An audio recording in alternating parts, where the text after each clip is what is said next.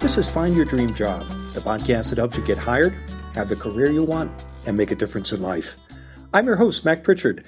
I'm also the founder of Mac's List. It's a job board in the Pacific Northwest that helps you find a fulfilling career. Every Wednesday, I talk to a different expert about the tools you need to get the work you want. Find Your Dream Job is brought to you by Top Resume. Top Resume has helped more than 400,000 professionals land more interviews and get hired faster. Get a free review of your resume today. Go to maxlist.org/topresume. When you interview with an employer about a job, it could be the start of a new and important relationship. And just like when you're dating, you want to make sure it's a good fit for both parties. Matthew Sorensen is here to talk about what dating mistakes can teach you about job interviews. He's a former executive recruiter and search firm owner, and the founder of the Candidate Club. Matthew's company helps you improve your interview skills, avoid costly mistakes, and get the job offer. He also hosts the Job Interview Experience podcast. Matthew joins us from Des Moines, Iowa. Well, let's jump right into it, Matthew. Why are job interviews like dating? Tell us about that. Well, the reason I like to talk about this, Mac, is there are job seekers all over the world that want to learn how to improve their interview skills. That's why they come to you. The challenge is that they are skilled in their area of expertise, right? What they do every day at their job or want to do at their job, but that skill it's not interviewing. They don't do that 40 hours a week. But interviewing, like everything else, it is a skill. But how do we gain experience? It's just to do it. So one comparison I like to make for job seekers that are preparing for their interviewing is just to say, interviewing is like dating. People might not have many interview skills, but they've likely been on a date. So maybe there's something that we can put together here and learn when we combine the two. And there are so many examples that, we might not have thought of, but just make sense. Most people wouldn't expect just to go on one date with one person and then find the love of their life. It's going to take multiple dates with multiple people. That the same applies to job interviews. It's rarely one and done. We can dig more into this, but that's kind of the starting point. Do you think applicants see this connection? Or let me ask it in a different way, Matthew. When you work with job seekers, I know that's what you do for a living, and you share this parallel with them, how do they react? What's their reaction? Oh, I think it took a weirdo like me to make this comparison. I don't think I've seen it anywhere else, but I do. I should say I'm not a dating guru. I don't talk about dating much on my podcast or at all, but I do see light bulb moments when we use these types of comparisons between the two. I think it helps people. Like I've said, people have been on dates, and some of the things that they've done that maybe they regret later on in the date also applies to job interviews. A lot of the same logic. I think it helps just the average job seeker, the average person who's been on some dates and been on some interviews, connect the dots and perform better. My job is to help them perform better in the interview. Maybe they'll do a little better at their dates at the same time. Well, I want to talk about the dating mistakes that you've identified people should keep in mind when they go into job interviews. But before we do that, give us other examples of how dating is like a job search. You mentioned that you don't want to just go on one date and you don't want to interview likely for one job and be one and done. What are other parallels that you see between the two experiences? Well, Mac, let's start with let's say a first date. And one of the things you don't want to do on a first date and you don't want to do during a first job interview or early on in the process is go too deep, too fast with the questions that you're asking or even the topics you're bringing up. So on a first date, or at least a good first date, Mac, it's going to be inappropriate to ask very personal questions, right? Like, what's the worst thing you've ever experienced? Or, what's your darkest secret? Most people wouldn't do that, but maybe it would go there on some dates. That's a big mistake. It's going to make at least one of the two parties uncomfortable, and it's probably not going to set up well for the second date if there is one. The same thing goes for your interview.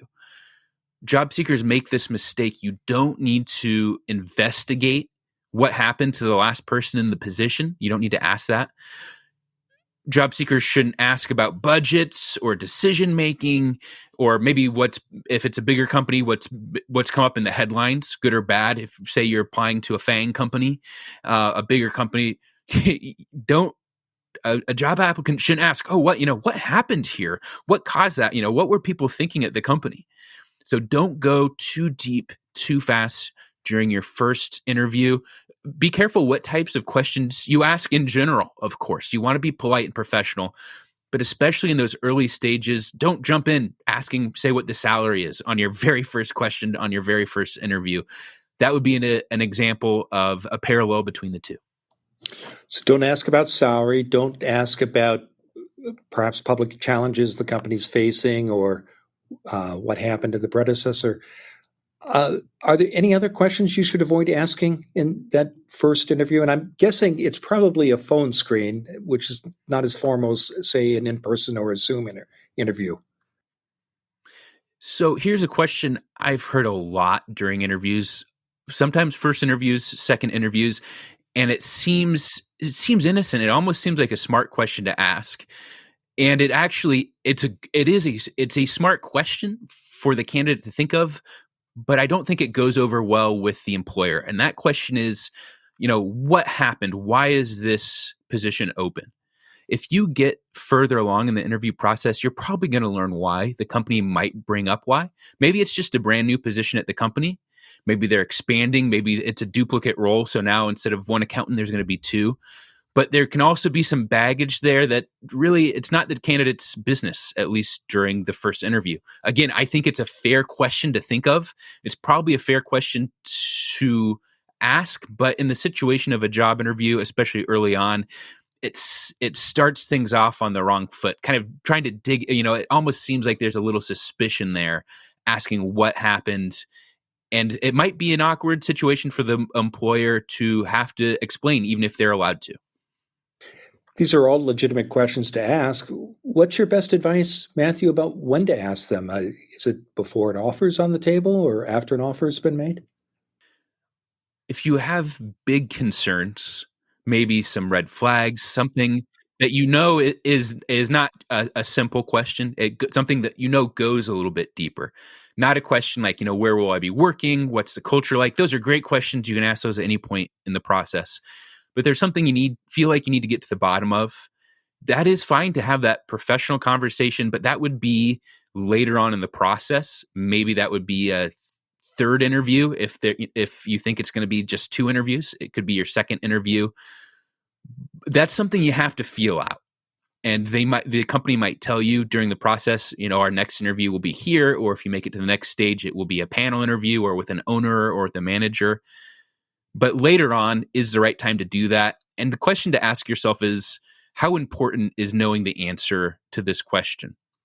If you have a question, if you have concerns about how much longer maybe the company will be in business or might be in your region, or if they're going to move or relocate or be acquired is another thing.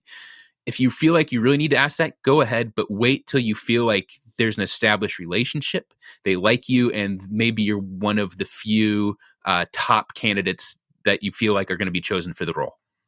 Well, another dating mistake on your list, Matthew, is to avoid in a job interviews, to be mindful about what you say about your last partner.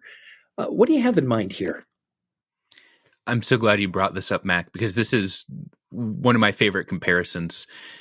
Just like on dates, your employer is going to be turned off if you rant about your last employer, right? Or your current employer. And it also demonstrates a negative outlook. There are obviously good and bad factors about, say, an ex-boyfriend or girlfriend and a past job.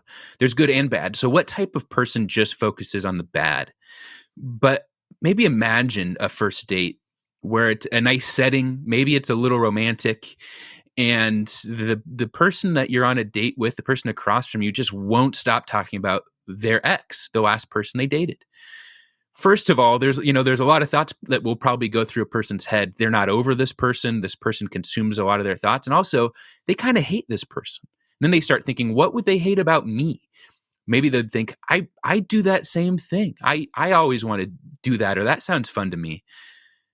For both parties, whether it be on a first date or a job interview, the future is way brighter than the past. The company you're interviewing with didn't bring you in because they wanted to hear about your bad manager. Just like the person you might be on a date with didn't go on the date with you. They didn't want to hear about your ex. They want to hear about you. They want to hear about what you can do together and if you might be the right fit for each other. So focus on that. Focus on the positive. If you do talk about your last employer, talk about what you appreciate about them.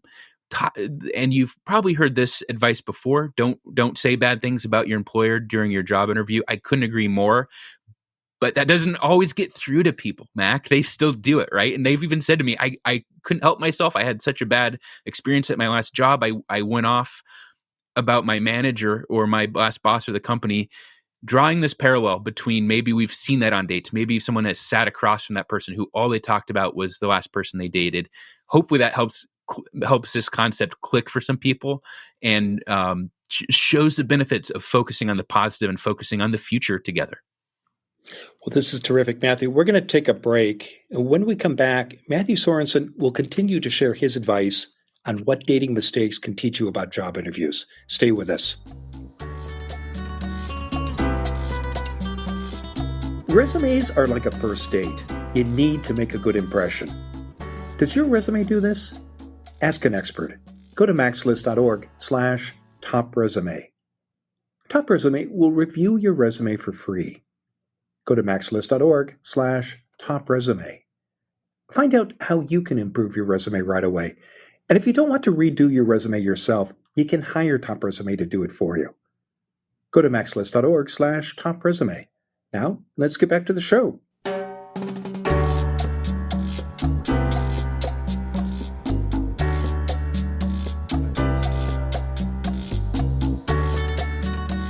We're back in the Max List studio. I'm talking with Matthew Sorensen. He's a former executive recruiter and search firm owner and the founder of the Candidate Club. Matthew's company helps you improve your interview skills, avoid costly mistakes, and get the job offer. He also hosts the Job Interview Experience podcast. It's a terrific show. Matthew joins us from Des Moines, Iowa. And Matthew, before the break, we were talking about what dating mistakes can teach you about job interviews. I have to ask just one quick follow-up question about what's your best advice for people who struggle with not saying something negative about past employers? Do you have a tip for how to manage that and prevent that from happening for people who might still be dealing with some negative emotions around a past bad experience? I like that term you use, negative emotions, because bad employers, that does stay with you, especially when you have to go into work every day and the stress of being in a situation, being around people that are uncomfortable or unprofessional. When I say don't talk about the past, I don't say that that's easy. I understand. So my first piece of advice would be to try and sort through it. Take time to think about it. Talk about it with somebody.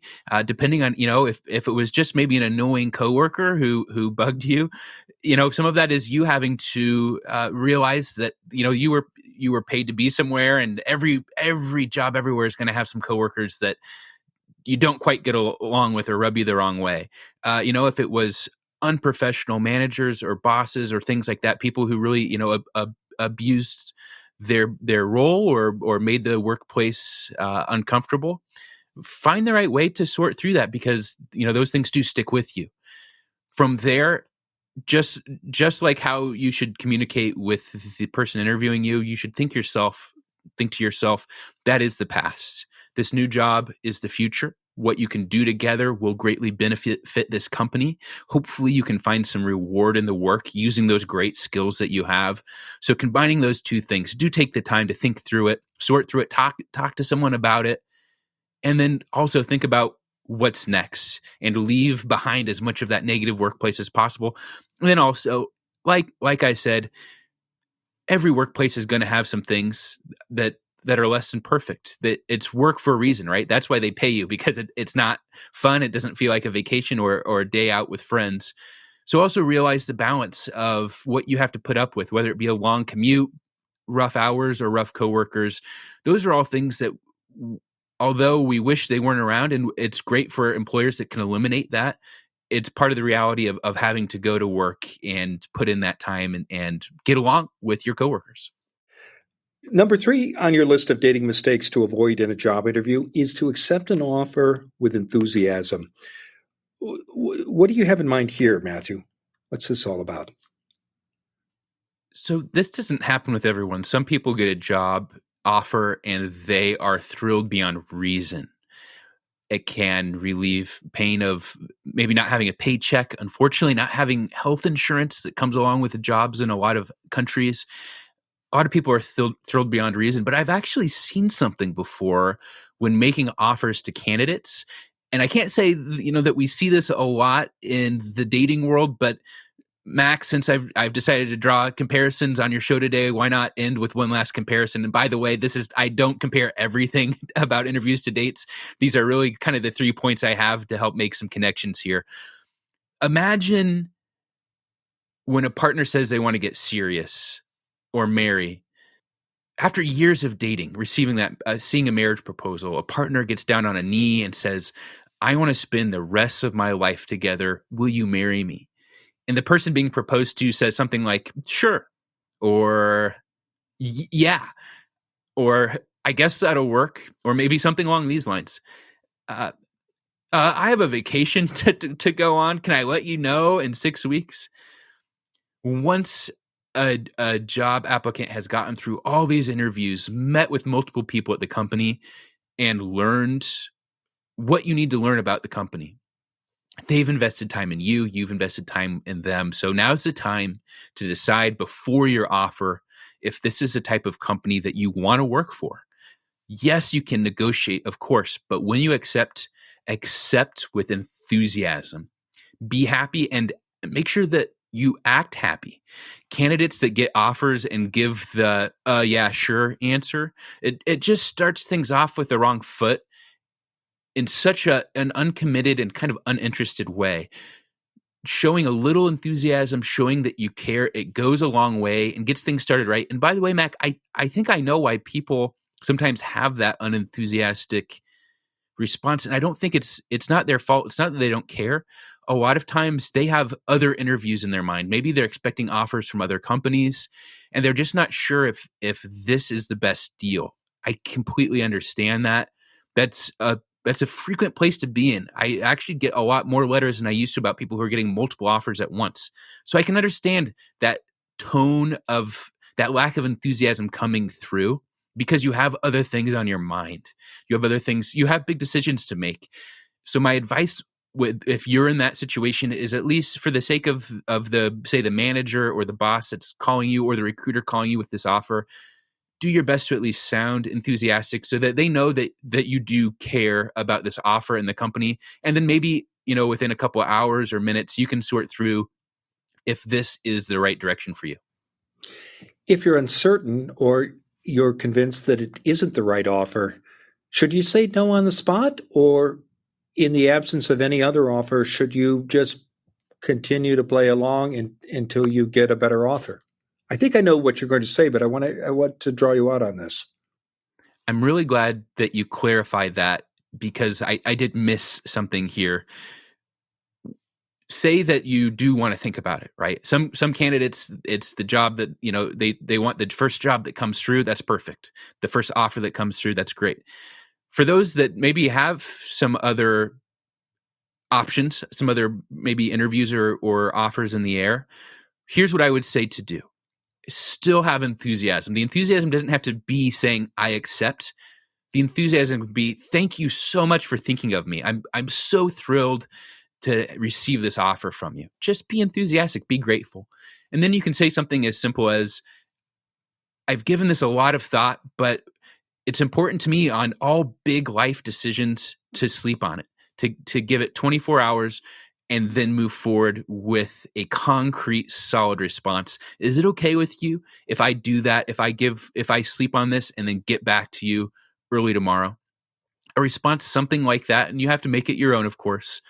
but letting them know that this is so important to you that you want to make sure that you go through with this 110% committed.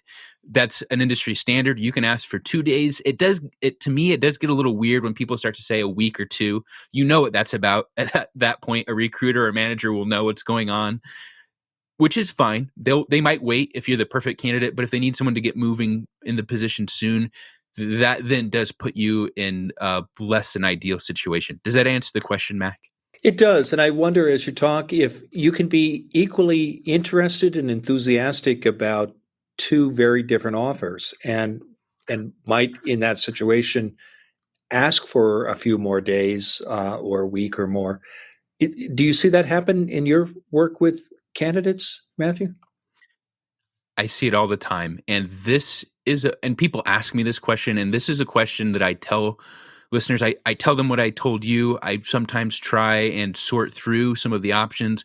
But what it comes down to is that if, say, there's multiple offers in the air, or you have to wait, you have another offer maybe that you anticipate receiving, but you haven't yet. This is a question that I can't answer for you because it's very specific to your situation. And here's some examples.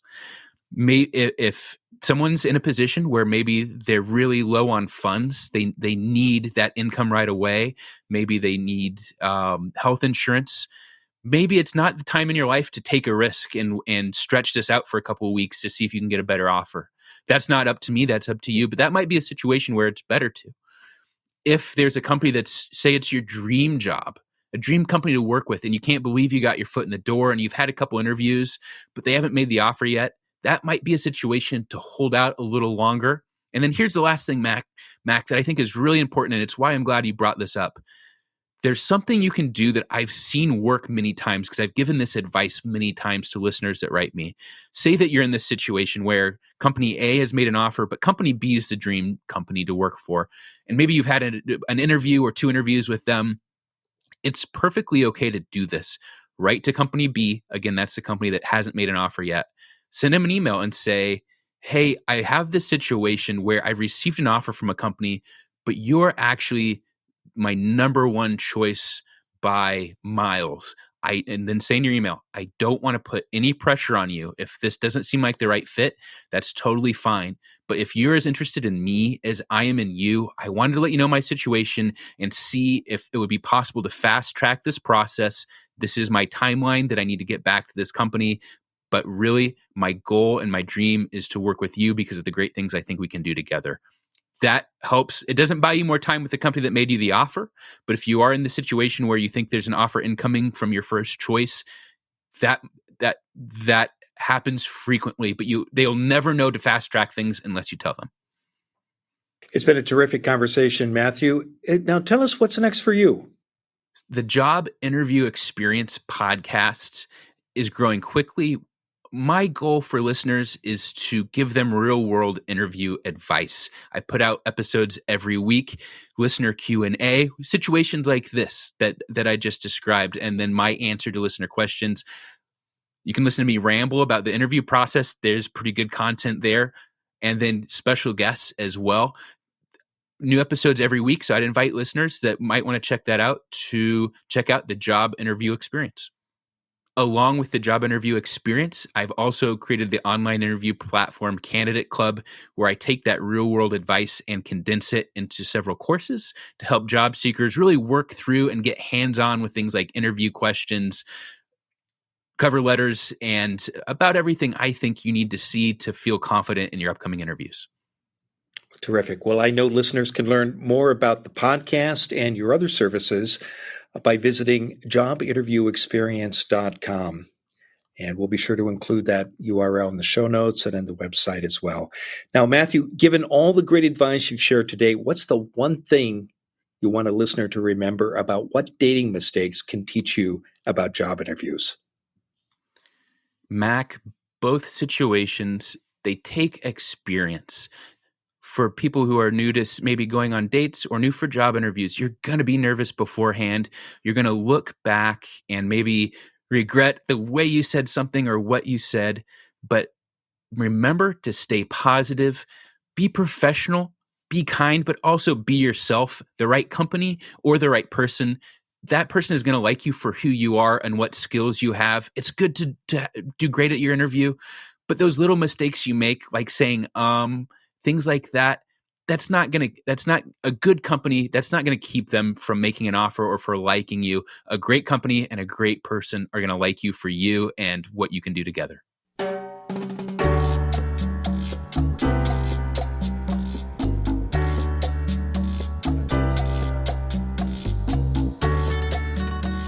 Make sure you never miss an episode of Find Your Dream Job.